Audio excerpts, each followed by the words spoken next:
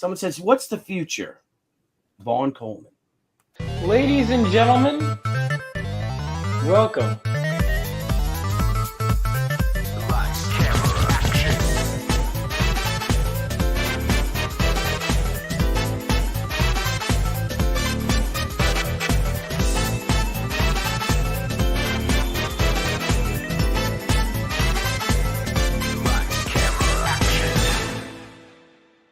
Ladies and gentlemen, welcome back to yet another episode of Vaughn Coleman Presents. I am, of course, your host, Vaughn Coleman. And before we get into it, I like to, promote my own stuff, make sure that I have my stuff going.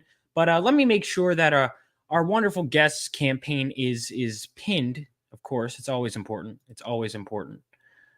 Here we go. So without further ado, let me pull up my campaign, which is so close to hitting our first goal. I'm going to pull up the Indiegogo, but it is also available on Fund My Comic and Kickstarter. So this is, of course, Phenomenova. Set 20 years after World War III, Phenomenova follows the idealistic son of a war hero who is struck by lightning while holding a mysterious crystal and finds himself awakening with lightning powers and super speed. And decides he wants to use those powers to set out and make the world a better place. But he finds himself in way over his head when he attempts to intervene at a heist at a nuclear reactor. This is part one. It's a origin story, but I would love for it to build into a team book. Issue 2 is already in production. In fact, earlier this morning, I just got a design. The day before that, a design. My artist is working fast. So the faster we get this one out to you guys and the harder we fund, the faster we can put out subsequent issues. But this issue is pretty dang cool. And, as you'll see with Michael's campaign, who I'm about to have on, he has a Rini cover. I have one myself, and it looks pretty great. So if that sounds interesting to you, definitely get it. If you want this variant cover, any of the variant covers, you're going to have to back it on the campaigns before it closes out, which will be soon because the book is damn near done. It's fully colored, almost fully lettered, and getting ready for print soon. So take a look. Anyway, without further ado, let's bring in our guest, Michael Oden. How's it going, Michael? What up, man? How are you? Thanks for having me on. Thank you for coming on. And I apologize. So for those of you that don't know, I just looked up Michael Oden. And I was like, oh, I stalked you on Facebook and I just pulled up. I was like, oh, his name is Elysian Fields. Well, there's a guy holding Elysian Fields. Surely this is Michael Oden. That was fantastic. That made me laugh so hard because that was an unboxing video by Rob Multari, who is another indie creator, really good dude. He has a book called Night Wolf, if I recall correctly. But like, fantastic guy, really big indie comic creator, and does a lot to try and help us, to help out everybody in the community. And so it was just really funny. I was like, that's not me. And I got a screen cap of it and sent it to Rob, and he was just like, how the hell did that happen? It's like, well, in all fairness, like if you look me up, like depending on the search engine, that's like. Well, I just stalked you on Facebook, and I just found that, and I was like, "Oh, it's him." Yes. No. So it's funny. All you white people look the same. Oh, of course, absolutely. No. I could recognize Michael from a mile away. We go way back. And, that was no. It was funny. But so Michael, you've got a book out now. I've heard good things about this guy, and there's this Dean James guy is doing some art for it. I've heard of him. Yeah. I know this is Phil's. This is Phil's colorist too, right? Isn't? Eugene? We got Eugene. I tried to get is doing took over on the color duties. We had Paul Billick on the first book, but we changed directions for the second, and I think Paul did a very good job on the first book, but there's something special about Eugene's colors on Dean's lines. Mm-hmm. It really makes it pop. So, but yeah, man. So we have Dean James obviously doing the art on the book. He's my co-creator on it. When I came up with this character 2 years ago, I was having a lot of issues writing the script because I couldn't visualize the character. I knew kind of the elements that I wanted going into the design, but it's one of those things where I couldn't write the story until I could see like how he looked, like how I wanted to make his powers work and everything like that. And so it was very much a thing where we needed to design the character first. And I was introduced to Dean by a mutual friend of ours, Lee Byron Carver, who's better known in the community as Kemosabe Returns. And he put me in touch with Dean, and Dean did that first character sheet. We talked for about like 2 weeks, and we did a character sheet, and it turned out well. And I was like, "You want to be the artist on the book?" And he was like, "Really?" And I was like, "Yeah, man, you designed the character." And so yeah, that's how our little partnership started. That's awesome. Yeah, I mean, I find that too. I'm trying to get better at just sometimes you really need an artist to kind of visualize and then things click. Or sometimes you really know, and sometimes you think you know until you see something else. But before we get into the embrace, I wanted to ask you. So, what got you started into comics and into writing? Well, so I've always been big into I've always loved comics and everything like that growing up. I had 2 older brothers that got me into like watching, it starts off like, watching the cartoon shows, right? The X-Men, the animated series, Batman, the animated series, all that stuff was a big part of my childhood.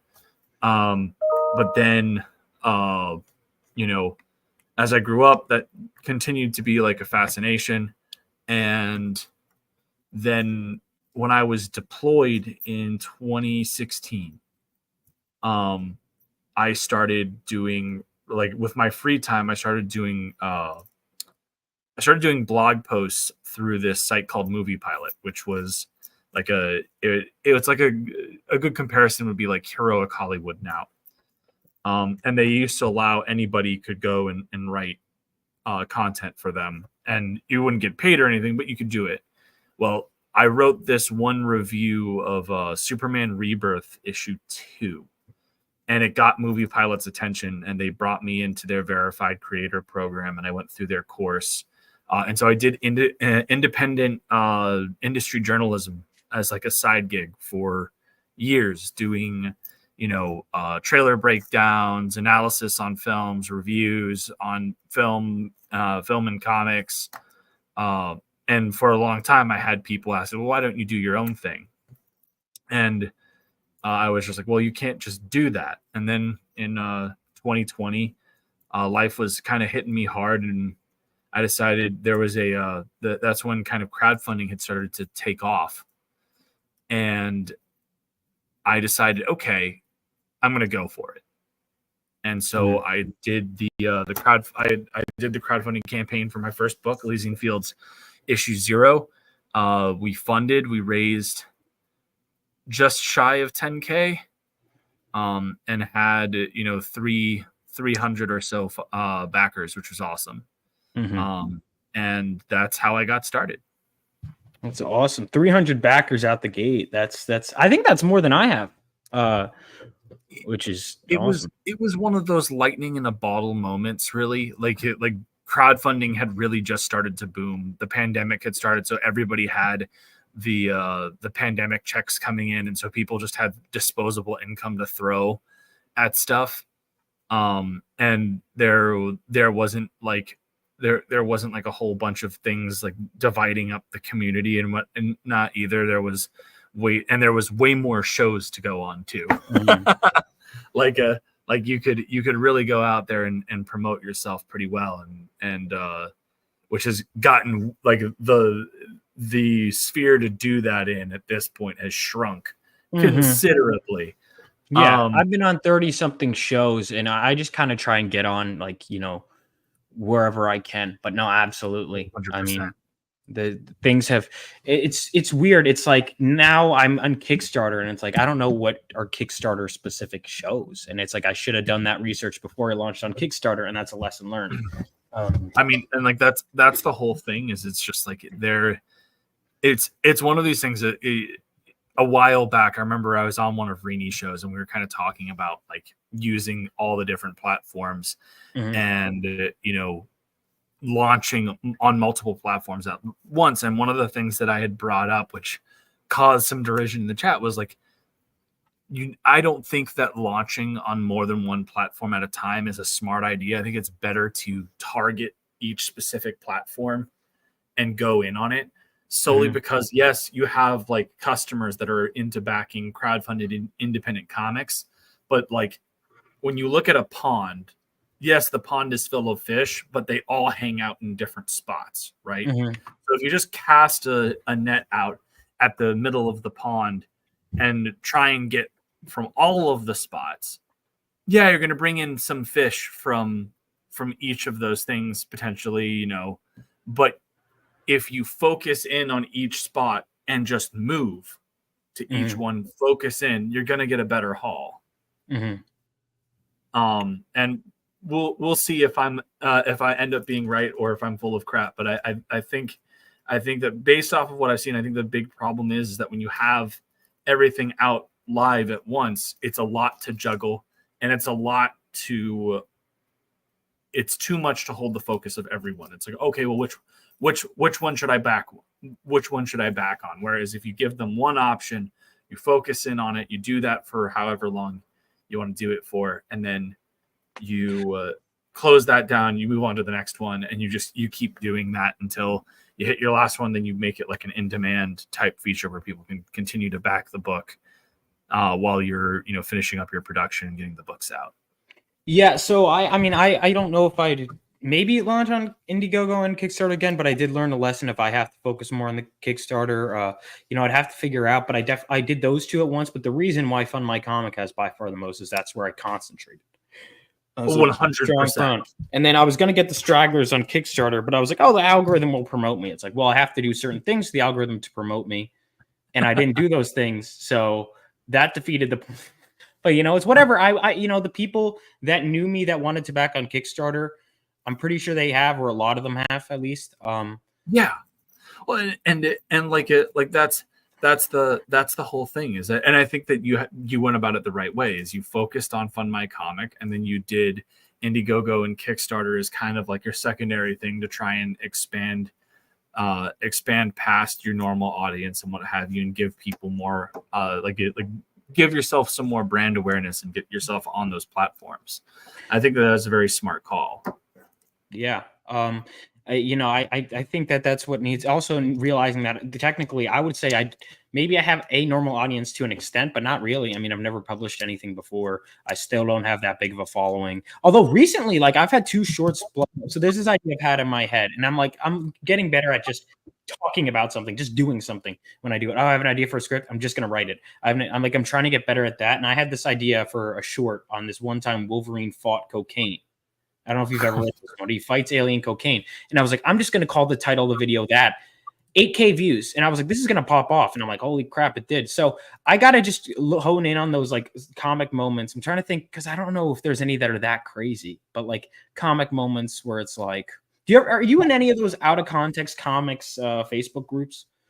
I've seen them coming around, and I'm sure that I'm in a couple of them, but like I'm not like following them like crazy. The main thing that I dip into on Facebook is like history shit posting groups is like my thing that I go and deal with. So like I've got daily daily updates on the status of the Roman Empire is like one of the things that I constantly get notifications from because they're great. But daily updates on the Roman.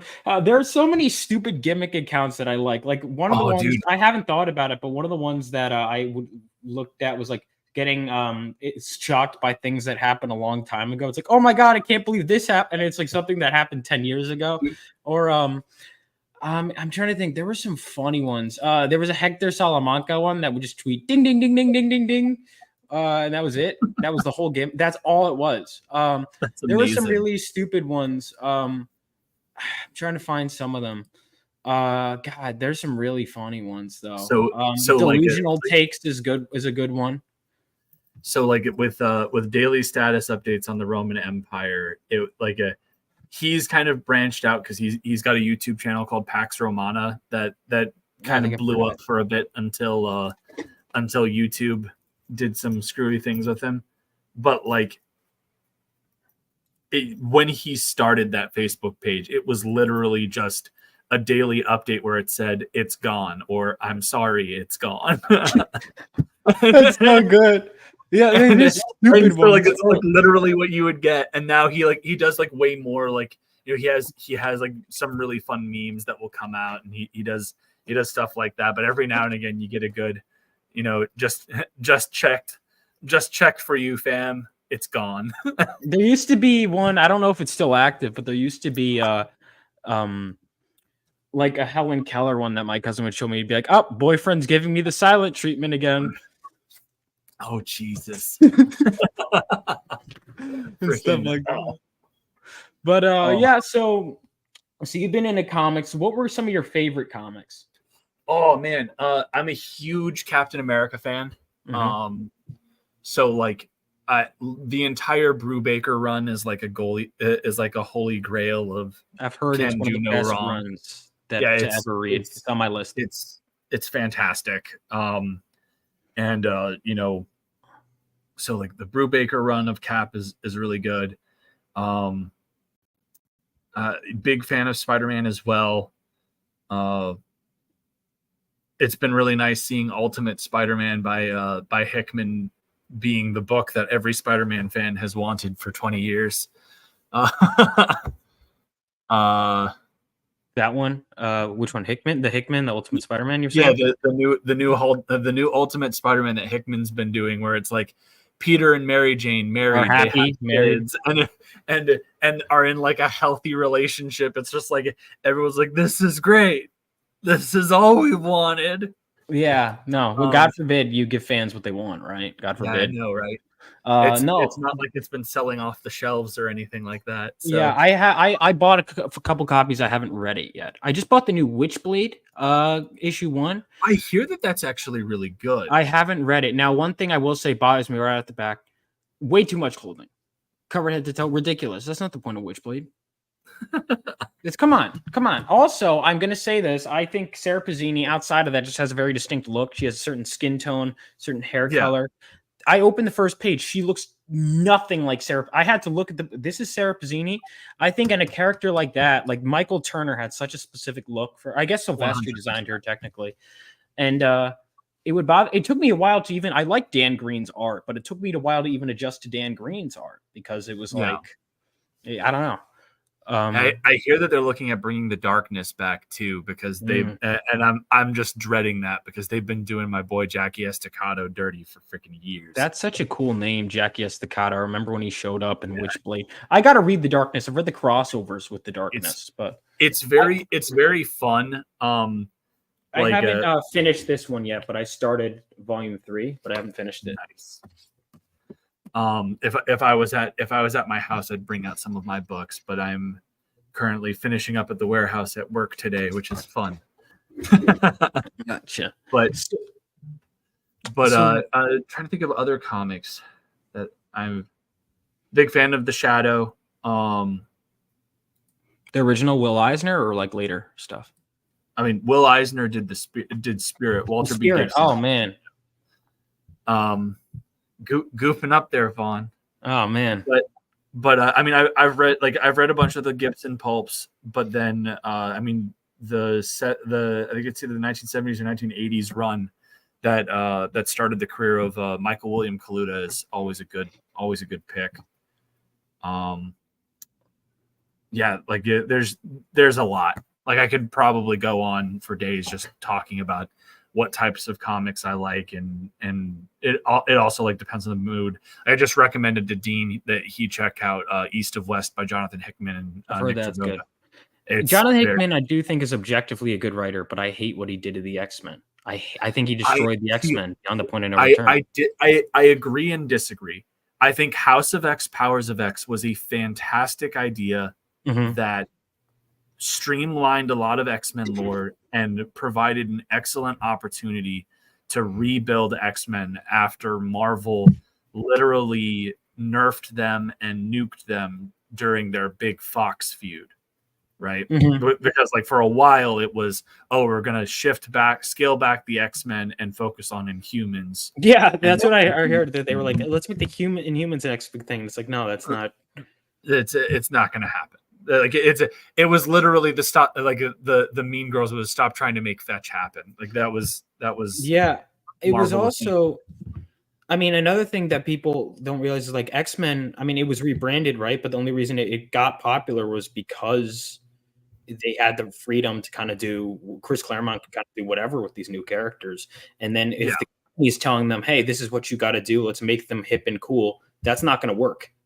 Yeah, Usually that's just not going to work. I'm not saying that's never happened, but generally speaking, yeah, that doesn't. Like Dazzler was like a company thing, and she's, you know, Dazzler. Yeah. She's not a bad character, but she's Dazzler. But she's never gonna have like a long steady run or anything like that either. But like and so that's ultimately what I think happened with Hickman is he did House of X, Powers of X was a fantastic place to reboot do a streamlined reset for X-Men to make them a tour de force team again, and a center and put them at center stage. And then Marvel editorial got in the way of his storytelling, and so he stopped caring. And you can that's my big thing. I'm a huge fan of Hickman, but I will say that like his biggest weakness is that you can tell when he stops caring about writing a book because he just starts to he does like lazy writing decisions. He does all this stuff.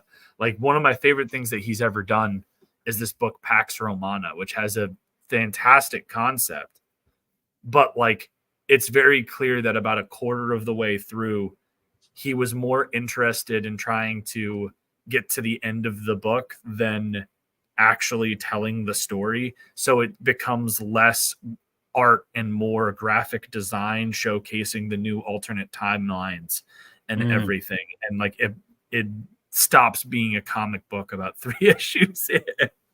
Damn, that sucks, man. I hate when here's my thing though, because Hickman's idea was to make Wolverine, Cyclops, and Jean a throuple, right? No, I think that was something that got hooked on by editorial. I don't think that was something that he specifically wanted to do. And it also, I think, got debunked recently. Oh, that's good. That's really good. Because that was like, I was like, what the hell is going on? I remember like thinking like, this is a joke, right? I was like, there's no way. Like he did like the graphic that showcases like, you know, there's Jean's room and it's interconnected to both Wolverine and Cyclops, and that's where the rumor stemmed from, but there was never an official statement. But Marvel, what else would that mean? Marvel played it up a lot. And well, hold on, I don't want that at all. The graphic is enough. I don't disagree with you. All I am saying is that I don't think it was ever officially stated that they were a throuple, and I don't think that it was a Hickman initiative. I think that this was a let's do this to be like, again, this is where Hickman is a very good writer, but at the end of the day, even the best writer is at the mercy of their editorial. Well, we're not, and that brings us to your book, yes, The Embrace. So let's talk about it. First of all, the title is great. I think it's so cool, and the design is awesome. And let's talk about in a world. So is this a superhero story? It looks like it, but it looks like it is. It's kind of like a dark take on the superhero genre. So like the whole premise is Clarence Griffin had That's a cool name. had the worst tragedy that could probably happen to somebody happen. His son was murdered, and it's been about a year since that murder happened, and the police they have no leads, so the case gets closed. And in an act of desperation, he's about to take his own life when the ghost of his son David shows up, and they have a nice little reunion. They hug, and in that moment, Clarence is given this vision of what happened that night through the eyes of his son. And so he gets to see the people responsible for his kid's death. And when he comes to, he's in a super suit powered by his son's ghost. That is how you pitch a story. Wow, that's awesome. And so together they are this spectral hero, the Embrace, and they're going after David's killers to bring them to justice. And so the book really tackles themes of, you know, obviously fatherhood and loss and kind of juggling the dynamic between justice and vengeance. You know, the tagline of the book is justice, not vengeance. Like at the end of the day, part of this superhero is an 8-year-old kid, and the 8-year-old kid is there to save his dad. He's not there to, to go out and be the next Frank Castle, right? Like the kids, like there's a kid part of this where it's like, yeah, we're going to be a superhero together. Right. And so that's a really big part of the book. And I think that it's a thing that makes it unique to other stories that are like similar. Like when you look at things like, James O'Barr's The Crow, or even Todd McFarlane and Robert Kirkman's Haunt, which are both kind of, creative and stylistic inspirations for the directions that we went through this story. I think that the big thing that really sets it apart is there is this innocence and levity to the embrace that's unexpected but refreshing and different. Dude, you sold me on this book so quick. I think that's one of the best pitches I've heard. Honestly, that's so issue 1 takes you how long? How big is issue 1? Because this is issue 2 now. Issue 1 is 48 pages cover to cover. Issue 2 has 56 pages of story. So for cover to cover, it's probably going to be around 64. If I were to guess. Like, I mean, we don't have the print file assembled yet. Like Dean's got most of the pencils done and he's working on the inks. And then we'll obviously have Eugene doing the colors and what have you. But like, I mean, Dean's art has leveled up considerably from the first book to this one. The art in the first book was very solid, but like it was Dean's first comic. There's nowhere to go but up from there, and it's looking very good. This was his first comic. Was the first one? Are these interiors from the new one? Yep.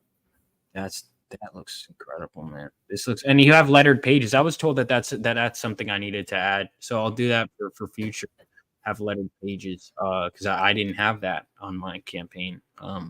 It's always a good idea to showcase a little bit of the writing at this point. I think one of the big things that's happened in crowdfunding over the past couple years is there's been a lot of books with a lot of really great art and a lot of not so great storytelling. I'm listen, you're preaching to the choir. I'm in total agreement with you. I think there's I try to assess when someone's a writer and when someone's an artist that writes, because I think that a lot of people in comics, and I hate to say it, a lot of people in comics treat writing like an afterthought, and it's not. It's one of the things that blows my mind, because storytelling is, in my opinion, the grand unifier. Yes. There has never been a point in time where a person hasn't stopped by a fire to listen to another person's story, even if it's just out of curiosity. Like it when you're at a coffee shop or a diner or what have you, it's impossible if you're there by yourself for you to not pick up on somebody else's conversation every now and again and start to, if they're telling an interesting story, you kind of get hooked and you become invested. Like stories are the ties that bind all of us as people. And so the fact that we have people that are willing to sacrifice that just because, I want to have good art. Yes, the art is the marketing, right? Like that's the thing that brings people in. But what keeps everybody around and keeps people invested is good storytelling. And I'm not one to toot my own horn, but I have been very fortunate in the response that I have gotten to the storytelling that I have done in my book so far. And like that's something that I hope continues. And I do my best. I whenever I write my script, I make sure I have people read through it. I have editors that I work with to make sure that pacing is good, dialogue is good, page setup is good. Because there is like, an art and science to setting up your spreads and this, that, the other. That was one of the biggest learning curves for me. In my latest script, I was like, oh, no, I have to have these two action pages be side by side. And I was like, okay, so what can I extend? Okay, here we go. Yeah. There is absolutely. And that's why I think people are like, oh, you have to change the story when you're adapting it to film. It's like, no, because inherently you're going to have to make changes like that. My editor won't text me back. Ellie, what do you mean? I was busy yesterday. I'll text you. Getting called out. I was really like, if you need a new editor, I do that too. But you know what? Yeah, all right. You know what? This is what he's doing, man. He comes on my show to try and steal my work. I didn't know. I didn't know. That's ridiculous. Honestly, you know what? You're done. Don't back. No kidding. Go back in the green room. No, I'm just. This is my show now. This is my show now. No, all right. So these covers are all great, man. Really. Yeah. We had some good stuff. Colored this. Cool. Yeah, and then we got Eater Macias, who did Spider-Man Last Hunt, did that kind of like Spider-Man-esque cover, which was really fun. Yeah. I'm working on for that cover. The reason why the trade dress isn't on this cover is I'm trying to test something. So I designed the Embrace logo. It's probably the best graphic design work that I have ever done. It's really good. But so what I'm trying to do is, you know how on like those old Web of Spider-Man books, they would like curve the Spider-Man logo and put the web behind it? Like yeah. Put it up in the corner. I'm gonna try and do that for the Embrace too. That's what I'm wondering. So so what are you doing with these logos? Because so this one had like the cover, I just have the art on display here, but like this one will have like a standard trade dress, and we'll have, you know, the credits of the book up at the top and the Nine Realms Publishing logo there down in the bottom corner right there. Mm-hmm. And then this one is more than likely going to be a Virgin cover. Okay. I don't like it. There are places where I could technically put the logo, but I don't want to distract from the art. I did that with my last cover. With Reenie's, I was actually hesitant. I was like, I don't want to cover up anything. And then I found a way to make it work. She did leave room, but this one, this one is so gorgeous. I don't know if I would put a logo on, because I love your logo. Like, I love the title, The Embrace. I think it's such a cool. I love the two. That is so. See, I don't know which one I want, because these covers are awesome. Obviously, Reenie's is great. Dean's art is very good. And then Bancroft did a fantastic. Oh, I know this guy.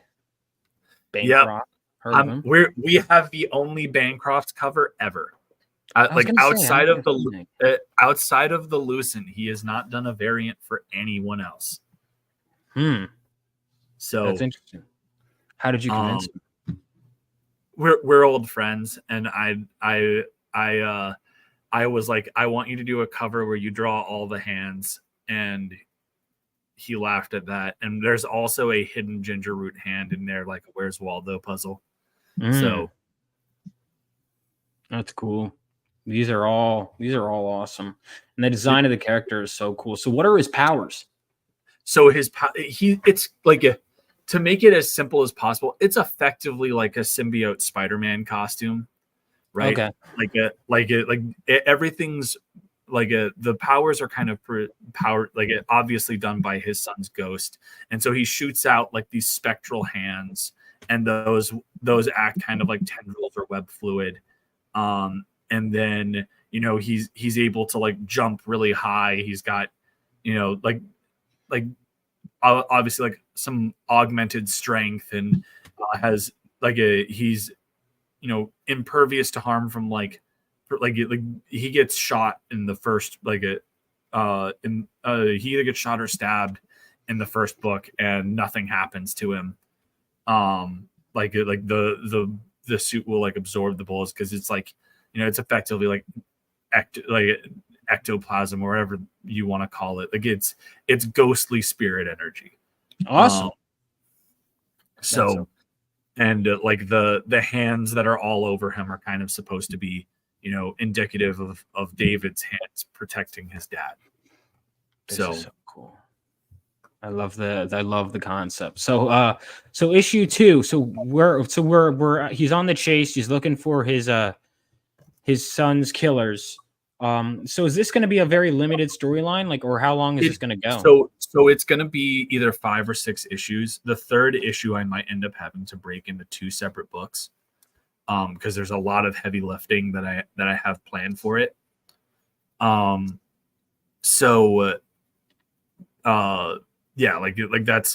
that's really what that comes down to. Is it just depends on where my first draft of issue 3 ends up. If I'm able to keep it at a reasonable length, it'll be a 5-issue story. If I am able, if I need an extra issue, it'll be 6 issues. But this is very much like kind of our Empire Strikes Back moment. It's first meeting between the series Big Bad and the Embrace, and it does not go so well for our hero, as you can see by the cover. Yeah, I mean, those kinds of covers where the villain's winning are often some of the best. I love it. I love the look of it. This looks great. I know Rainey speaks very highly of you as her editor. You know, you do some. I've heard you're quite the history buff. A little bit, yeah. I majored in history with a focus on antiquities. My big like thesis was on Alexander the Great's adoption of Persian customs and how they were, while they have been interpreted as a result of him being enamored with himself and buying into his narcissism, I believe that they're more of a tool of political persuasion of you're ruling over a different type of people. You need to adopt their customs and appear as how a king would appear to them. And so that was like what I wrote about, which was really fun. It was a good piece. It's cool. Pending peer review. So I apparently you've always been doing some writing. Yeah. This is so cool, man. This art looks, I mean, it's some great action. I love all the covers. I love the concept. Let's see, what is this? This is a limited glow-in-the-dark cover by Shelby Robertson. This is our Haunted edition. Oh, there's even more covers. Yep. Okay. So this is the Haunted edition. So it's like only 50 of these will be made at max. And so they're glow-in-the-dark covers. And I mean, just look at that art. It's freaking gorgeous. This is gorgeous. I want this book. I have to make sure I can get it. The more people back mine, the more books I can back. No, but I don't, this book looks incredible. I love it. I love the look of this book. I think it looks so amazing. For those people who missed out on the first issue, we obviously have that available on here. The version of the first book that we have has a very special cover on it by Joel Gomez, who started off doing covers for Witchblade, but does a lot of work now for Brian Pulido over at Coffin Comics. Mm-hmm. And so his cover of the book is very special, and it's in partnership with the Virginia Victims Assistance Network. They are an organization that runs support groups for homicide survivors. So like the family and loved ones of homicide victims. So $5 of every one of those covers sold gets donated to them to support those support groups. Man, it's a beautiful cover too. And is the original cover available? Yeah, you can. For the first book. Yeah. The original cover is not. We stopped doing that one. That was, but the art for the original for the Gomez cover is available for purchase. Gotcha. But so you can't get the original, the main cover of the first book though. No, not at this point. Okay. We sold, I want to make sure that the collectors and everything have that. We have been out of those for a hot minute. Okay, gotcha. And so I'm wondering now, because I'm wondering how that affects this issue. So issue 2 tends to I'm wondering, are these all going to be limited too, or are you going to have a permanent cover? So the permanent cover is going to be that cover A, but what we are doing with this, and it's as a thing to make this campaign extra special, is normally campaigns are tchotchke driven on their stretch goals. I'm not doing that. I am we have all of those kinds of extras are a part of our Embrace box, our collector's box on this campaign. Our stretch goals are instead being invested in the quality of the covers. So our first stretch goal, which has already been met, is upgrade that Dean cover to a UV spot gloss. Then the next stretch goal, which is at 7,500, which is the next one, and I'm hoping that we can hit that by the end of the weekend. I think it's more than reasonable to be able to do. Is we will be upgrading the Rini cover to a lava holofoil cover, and then the at 9K we upgrade the Eater Macias cover to a silver holofoil cover, and then at 400%, which is at 12K, we'll be upgrading Bancroft, his cover, to a rainbow foil. Gotcha. His cover. So all right. This is dope. So this benefits this is a great way to go about it. It really benefits everyone. And I got an idea from you because of how you've been handling the stretch goals on your campaigns. I think I've been doing a bad job. Oh, that. Yeah. Oh, okay. That. Yeah. So I was thinking I might have to come up with a new stretch goal today because I think I got too cocky. So what I'm doing with this is, we're going to be doing this on Indiegogo, then we'll be doing it on Fund My Comic, and then we'll be doing it on Kickstarter. All of the stretch goals will be active through all of those campaigns. Wherever you back at, whatever stretch goals have been unlocked, you get. All the stretch goals that you unlock through the campaigns are applied to everyone. Yeah. And when the campaign is finally over, we'll be doing a pretty exact print of the specific, like the upgraded books, and then we'll be doing our overstock as like normal editions of them. But that way, the people that back get the most special versions of these books. Gotcha. Sounds good. Sounds really good. All right. So, these covers are great. I think everyone needs to back this. How far are we from our goal? I mean, we funded we funded in 30 minutes. So our stretch goal is at 75. We're at just over 6K right now. Well, I gotta make sure I can back this right now. I'm going to back it. I just need, because I know people like getting the money earlier. Believe me, it makes our jobs as creator easier if everyone backs day one, right? Yeah, I'm going to back this book. This looks. How far along is it? So as I said, the script is done. Obviously, I hope so. Dean's pencils are pretty much done. He's working on inking right now, and then once the Indiegogo campaign is finished, the goal is to send Eugen the money and just have him go through and color, and then we get it lettered by SK, who does a tremendous job. And yeah, the goal is to have this book out to people by either the end of this year or beginning of next year. I think that I have it at like February 2025 as you will have it no later than goal. Because I have a book that I'll be launching towards the end of March, and I want to make sure that the Embrace is like pretty much fully fulfilled by that time. Gotcha. This looks so cool, man. This looks really cool. Yeah, everyone make sure you back this book. It looks incredible. I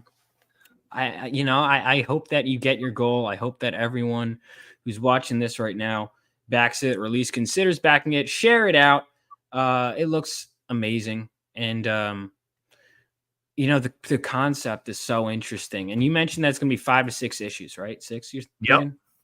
Okay, so is it going to be? Is that going to be the end of the Embrace period? So like what we're doing right now, so Dean and I have talked about it, because like in this concept, there's room for like very similar to how like there's multiple different crows, there's multiple different Embraces. So we've talked about doing like different period setting embraces. He actually did. He and Chemo came up with this really fun script for like a 16-page short story for this Japanese embrace from like the feudal period called Hoyo that we initially had an artist on, and then they got too booked. So I'm on the hunt for a new artist. I think I found the right person. I just need to actually have the discussion with them about it. But I think they're going, like, they have some availability coming up, so I'm going to try and get in their calendar.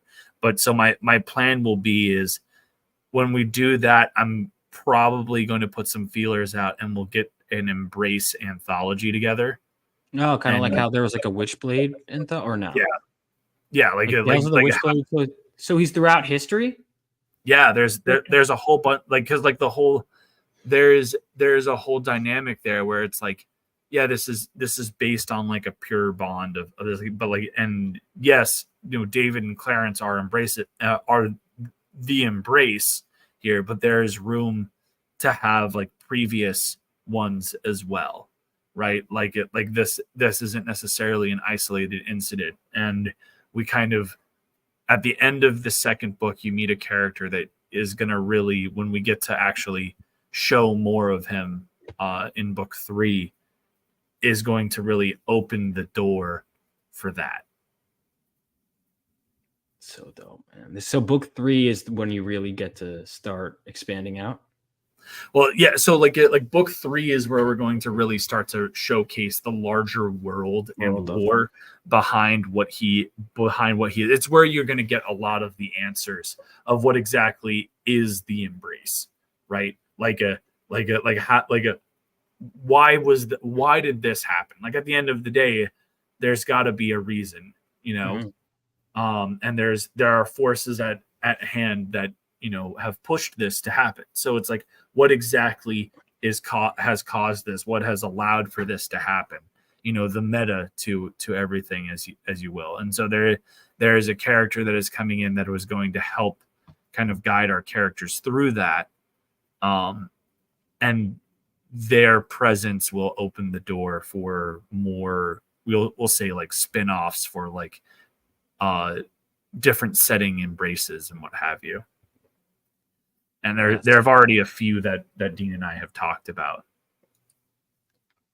It looks great, man. That sounds awesome. And what I like about it is you're approaching it from, it's like it works with storytelling.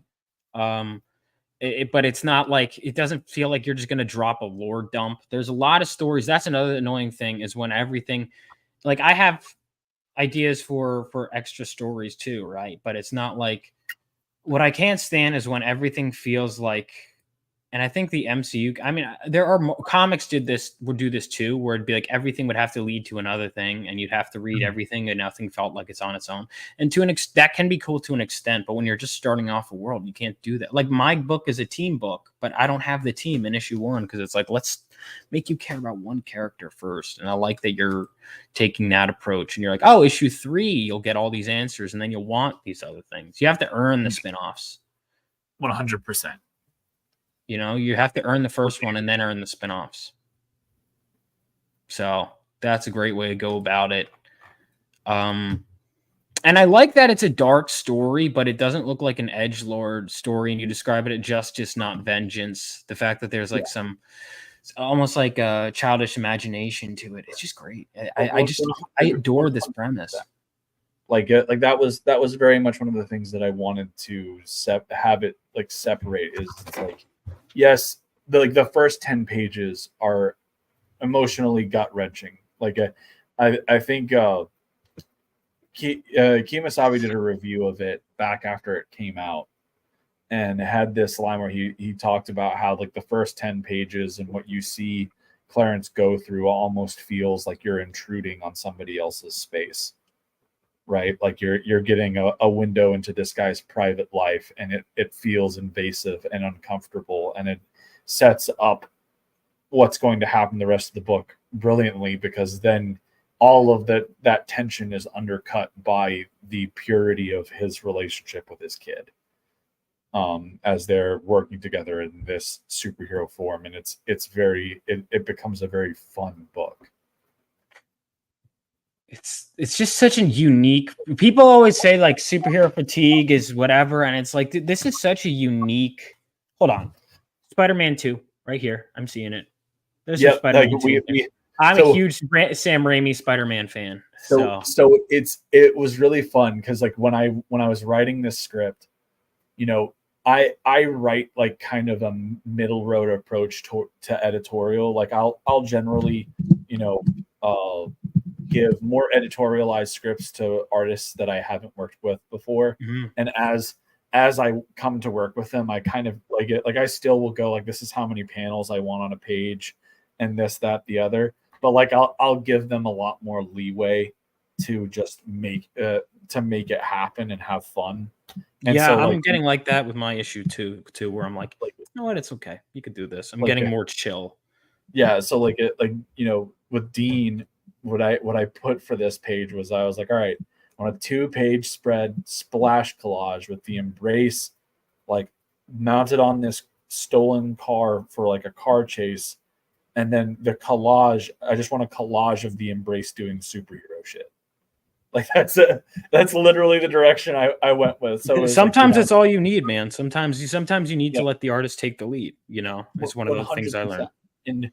And so like Dean was going through and just putting all sorts of, so you got like a Spider-Man 2 reference. There's even like a panel of the Embrace saving a cat from a tree there. Like there's all sorts of things there to just kind of showcase that the past couple of weeks since the first issue, the Embrace has been doing a lot of stuff. That's so cool. I love the look of this book. I love the feel of this book. It feels like Witchblade and Darkness meets Spider-Man meets what? The Crow? No.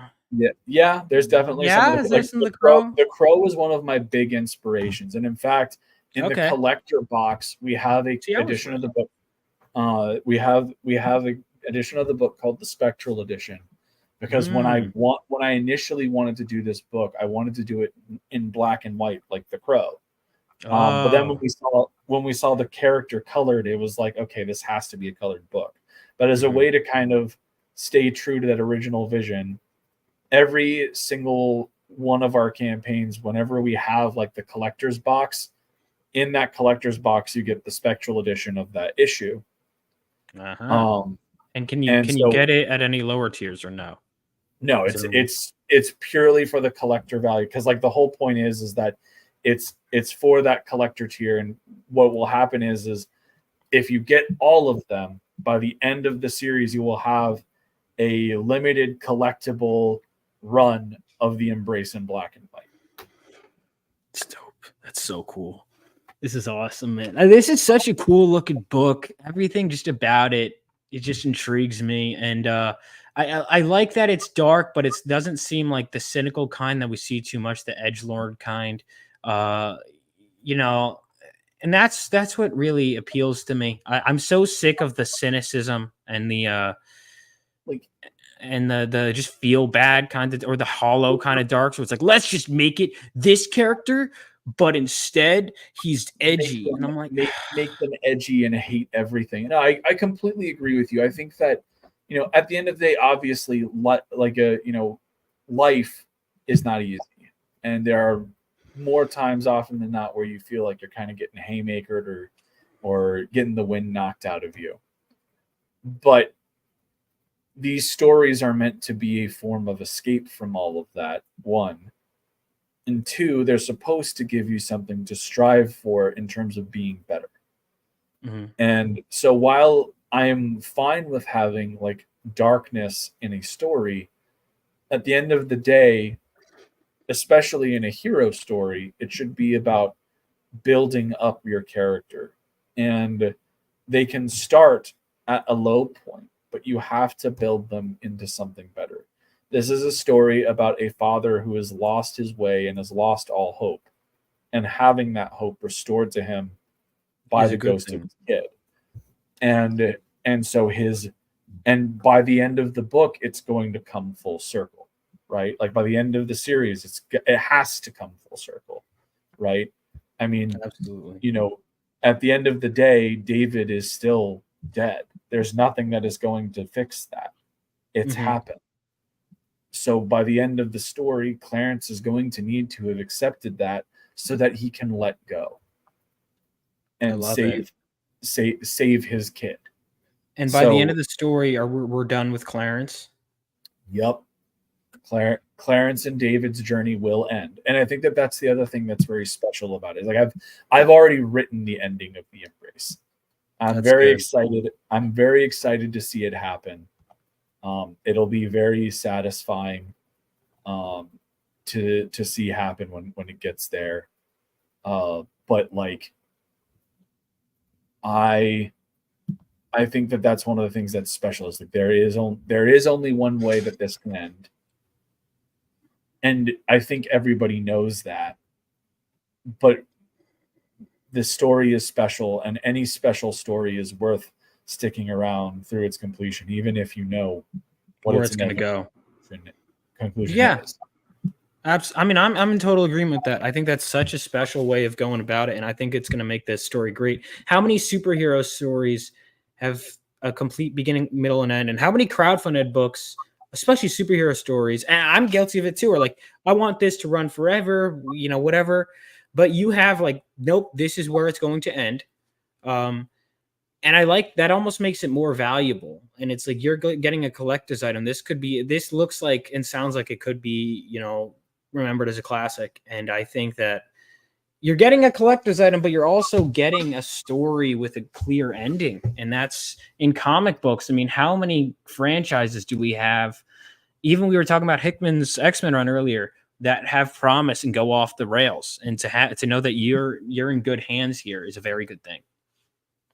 Yeah, I appreciate it. Like that's, and I do think that is something that's rare, because I think that like everybody has this notion of how comics are supposed to be in terms of like, oh, well, it's just constant story, like never ending storytelling. Well, I would love to be able to do that with a book, but I'm an indie creator. I have, I have a very strong but like small base. I'm not going to be able to just pump out stuff indefinitely. Like it's just not like between the fact that,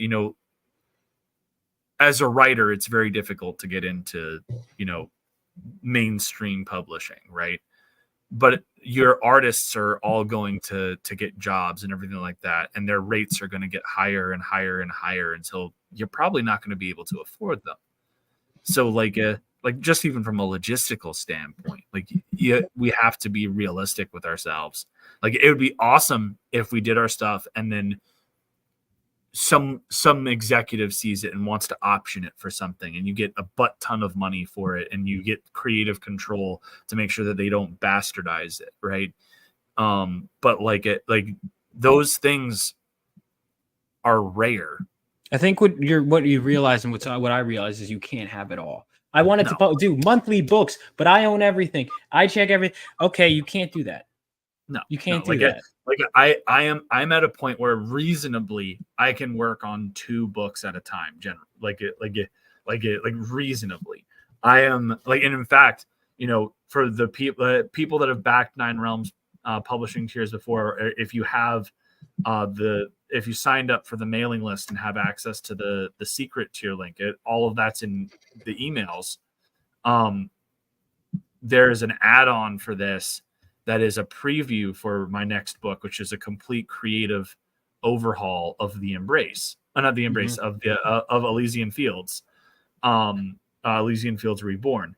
And so that's the other book that I'm working on right now. And we have, March 28th, 2025 is the launch date for that, because that's 5 years to the day from when I did, the 0 issue. So it's one of those things, like I can manage 2 projects. Yeah. But anything more than that, financially and mentally and emotionally, it's just, no, I can't do it. I can't do it all. I would love to be able to just crank out stuff. I'd love to have the disposable income to just be like, okay, I can just give out the overhead on one of these books is is generally about like 20K, I would say, for me, right?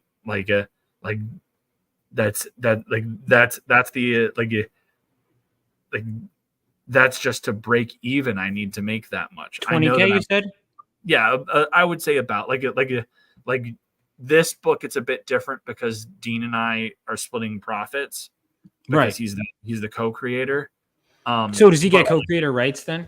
Yes, he does. Okay, cool.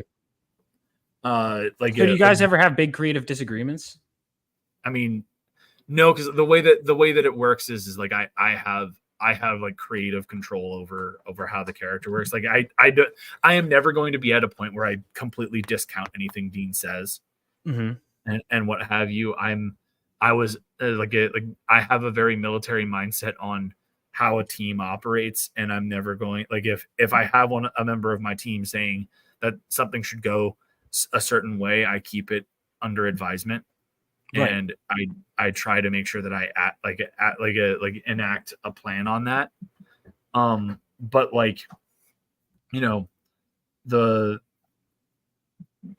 generally these books,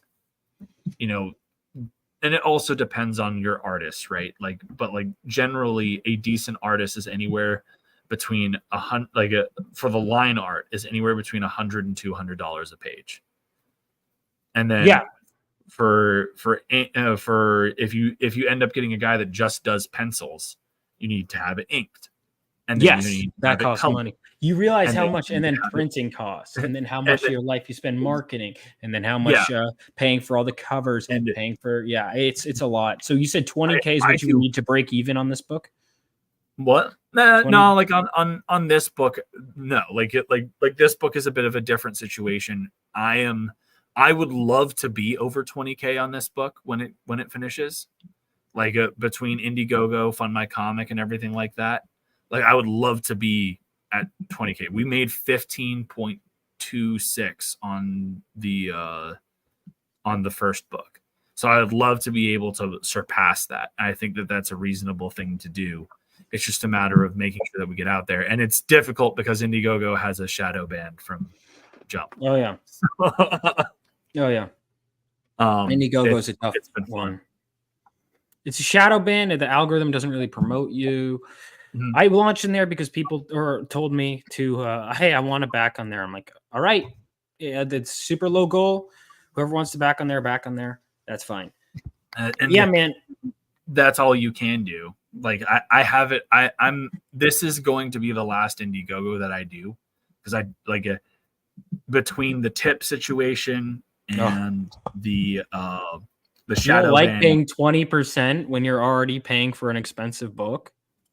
I don't like getting charged 8% platform fees when you've made it impossible for you to find it on the platform. Yeah, exactly. It's like I shouldn't be paying you any money because you didn't even provide your service. And point of fact, that the Better Business Bureau is getting a nice little write-up from me here in the next week about this. Because I told Indiegogo, I was like, if you do not have this resolved, because they got back to me and they were like, oh, well, the way our GoGo algorithm works is it's all generated by external traffic. And I showed them my metrics and I was like, bro, I had over 1,000 page views in the first 24 hours with almost as many shares from external things. You're full of crap. Like get me a real answer. And then I didn't hear anything back from them again. And so I was like, all right, you have the next couple of days to get back to me and resolve this. If I do not get an answer from you, I will be taking this to the Better Business Bureau. Good for you, man. Taking a stand. Has no one else done that? No. Really? No. Come on, guys. Leave Michael to fight your battles. That's my whole thing. Is this is the second book that this has happened on with me. Like when I did Judex with Global Frequency with like Neff and Kim and them, we got shadow banned on day 2 and they were sending out like messages to Indiegogo. They sent out like 4 or 5 and Indiegogo would just mark their tickets as resolved and wouldn't do anything. And so like to me, it's Indiegogo has the highest platform fees of any of these more than platforms. Kickstarter. Kickstarter's at 5%. You get 5% from Kickstarter, and then you've got, I believe, 3% is for Fund My Comic, and Indiegogo is at 8%. 8% of the money that you raise goes to Indiegogo, and they shadow ban can and will shadow ban you and give you no reason as to why, no way to resolve it. You're just screwed. And so I will not be using this platform anymore. The only reason why we did in the first place is because we had over 600 people signed up in the mailing list. Yeah. It sucks. It's so annoying. Because look, we want to get on every platform, everything. I used to browse Indiegogo. Dude, they shadow banned Graham Nolan. You're the creator of Bane on your platform, and this is what you do? This is an intelligent business decision, really? It's not. Like, it's so ridiculous. The fact of the matter is that comics bring in a very small percentage of their annual revenue. The majority of their money comes from big tech stuff, and this is also where you also get the screwy economic practice of, and it's why they have this disclaimer on their website where it's like, backing a project isn't the same as pre-ordering. If you don't receive your project, that's not any, like, effectively that's not our problem. And the big reason for this is you have a lot of tech that's getting that's on crowdfunding that is still in developmental stages. So everything's functional from theory, but theory and practical application are two separate things. And so it could take decades for theory to become practical application, right? For we don't have decades. And so people will buy in on that stuff, and then they'll never see the product ever. Right. And that's where Indiegogo makes most of their money, is through tech and stuff like that. Yeah. No, I mean, it's so many factors you have to, and again, so you think you're self-publishing. If I was writing for a corporation, I wouldn't have to learn this, right? Yeah. I wouldn't have to learn this. I would just, which is great, but it does force you to learn, aspects of the business. And the thing about the aspects of the business, the comic business, is it's ever changing. You figure it out, and then suddenly, oh, there's a new thing you got to learn. Oh, we're changing the algorithm. This site people have been using for years that you're going to launch on, that you have all these signups. Guess what they're doing? It's nuts. You know what blows my mind is that, like, they've done so much to change and fix the algorithm, but they haven't once updated their UI for the creators to build to build their campaigns and make that process smoother. Like, it's not difficult to build an Indiegogo campaign, but there's a lot of stuff that they could have fixed and streamlined to make smoother. And meanwhile, Kickstarter, it's completely different than what it was 3-4 years ago. Kickstarter has a huge audience and a huge creative staff. Indiegogo is pretty small. Well, yeah, I would say, but I would say that Indiegogo has had a very large amount of growth here in the past couple of years, and they could have made those changes, but they didn't. And they're gonna have a shrinking now. They have a shrinking now. Yeah, I was an Indiegogo guy. Yeah, So, as I said, this is the last Indiegogo that Nine Realms Publishing will be doing. I have raised almost $50,000 on this platform. That means you made them a lot of money. Yeah, but then you don't need a response. Who are you? Just someone that gives them money. I've done, in 4 years, I've done 6 books. All of them have fulfilled, and this is how I have been treated. Do they care that you fulfill? Because I know, from what I understand, Kickstarter does care that you fulfill, right? I mean, Kickstarter does. I don't think Indiegogo technically cares, but I don't think Indiegogo even. I don't know what the hell they're doing, man. I want them to be better, but we'll see. We'll see. So, actions, not words. Yeah. Well, it seems like their words weren't even good, from what I understand from what you just said. No, it was. So that's remove that. Never mind. And you want to know what was the funniest thing is they sent me an email today and be like, your metrics are looking great. Here's how you've done for the first week now that you've hit You're like 200%. But they didn't acknowledge your last email. Yeah. No, they didn't acknowledge my last email. They just sent me another thing from like another branch of Indiegogo where it's like, yeah, you've had over 3,000 page views and you're getting like almost 2,000 like shares on external sources. And I was just like, I can't even with you fucking people. It's like, see, we are doing our job. Don't worry about it. It's all fine. Right? Is that the kind of it's definitely how it feels for sure. Hate that. Ugh. All right. Well, Indiegogo might not be supporting this man, but you can by sharing it out. Now Moromi says all this, but Moromi was one of the few people that was like, Vaughn, you have to launch on Indiegogo. Now, to his credit, he did back me on Indiegogo, but this man is a big Indiegogo simp. I listen, Moromi, I love you, man. Yeah, no, it's yeah. Make sure you get The Embrace. This book looks kick ass. I love the look of this book. What did they do to Dan Plagle, by the way? I think that it's a very similar situation where he was shadow banned, and it's especially bad because of Dan Plagle, because of everything that Dan Plagle has had to deal with in his life with being sick and what have you. But like, I don't know the exact specifics.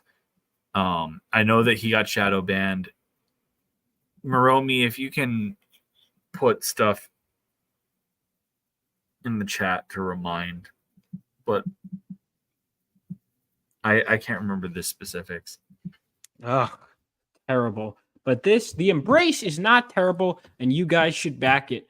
Michael, this has been great talking to you, man. It's been a lot of fun. It's been glad we finally got to talking. Yeah, man. Absolutely. So where can everyone find you? Obviously, well, they might if you really search hard, they could find you on Indiegogo. They might have to really. If you look me up on Google, you'll find The Embrace too. Oh, that's interesting. So Google, they have. Oh my god, never mind. I have a joke, but what's even the point, man? It's pretty so sad. So you can find me on Twitter at @ElysianFields_0. Facebook, I have 9 Realms Publishing. I have a 9 Realms Publishing Facebook page. I have a 9 Realms Publishing Instagram at 9RP Comics. You can find 9 Realms Publishing on YouTube, where I do my somewhat weekly show When in Rome, where I talk about Roman history, and recently have been shitting on Ridley Scott because he needs to stop making historical epics and ruining things. Okay. Oh, I think I remember Rini telling me that it's Michael Oden. Is that it, or is it it's 9 Realms Publishing is what it is on YouTube. That's a cool name, by the way. I take you're a fan of Norse mythology. I mean, my last name is Oden, so yes. But yeah, so you can find me on all those platforms. Be on the lookout. There's a lot of fun stuff coming your way from me here this year. Obviously, we have The Embrace 2 that's live right now. I was hired to translate a Belgian-French bande dessinée book called Oden, which is about Norse mythology. It's absolutely gorgeous. The Kickstarter is doing signups right now. If you go to my Twitter, I think I posted about it today. And then next year, as I said, we're doing the Elysian Fields Reborn book, and the preview is available for those that have the secret tier on any Indiegogo, and I may even make that preview available for people to purchase on Fund My Comic and Kickstarter when we get there. So thank you. This has been great. Thank you so much for coming on. Everyone, make sure to check Michael out and all this stuff. And as we head out, I'll put the link to I almost put the StreamYard link in the chat. Hold on, that was before we head out. I'll play the trailer for my comic and post the link for his. So thank you guys so much for watching. Keep an eye on The Embrace, and I'll be seeing you guys next time. Let's play the trailer for Phenomenova issue 1 as we head out, and be on the lookout for more guests on Vaughn Coleman Presents. Oh, and the fan art contest winner will be revealed on Sunday, as well as some special announcements. So keep an eye out for that. Subscribe to the channel, check that out, and I'll be seeing you guys next time. Peace out.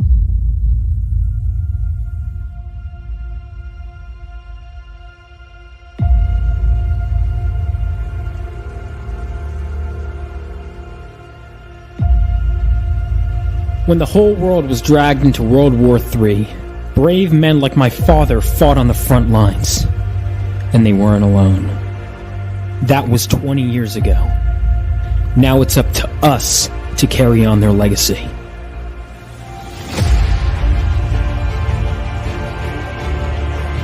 And every so often, the earth from which we come gives way for something new. Something greater to be born, and with them, even greater threats to face.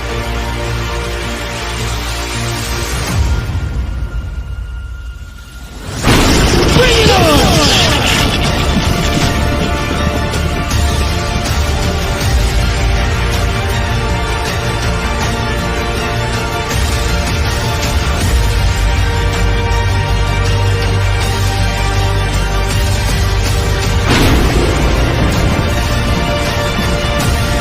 Phenomenova.